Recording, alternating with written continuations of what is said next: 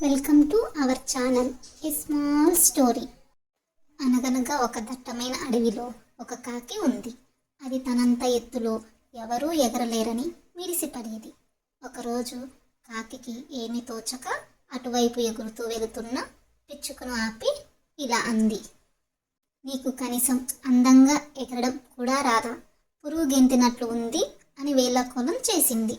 ఆ మాటలకు పిచ్చుకకు కోపం వచ్చి, నేను నీలాగా ఎగరడం అవసరం లేదు అంది. ఎవరి సామర్థ్యం వాళ్ళది అంది. అయితే నాతో పందెం కాసి నీ సామర్థ్యంతో నన్ను ఓడించు చూద్దాం అంది కాకి. దానికి పిచ్చుక ఒప్పుకుంది. అక్కడున్న జంతువులు న్యాయ నిర్ణేతలుగా ఉంటాము అన్నాయి. ఇప్పుడున్న చెట్టు నుండి మొదలుపెట్టి మధ్యలో ఉన్న రావి చెట్టు, తర్వాత వచ్చే జడల మర్రి చెట్టు దాటుకొని మళ్ళీ ఇక్కడికే రావాలి.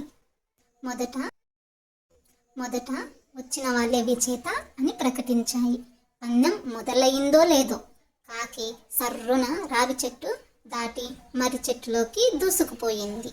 ఆ జడల మర్రి చెట్టు చాలా పెద్దది, లెక్కలేనన్ని ఊడలతో ఉంది. దాంతో రెండు రెక్కలు సన్నటి ఊడల మధ్య ఇరుక్కుంది.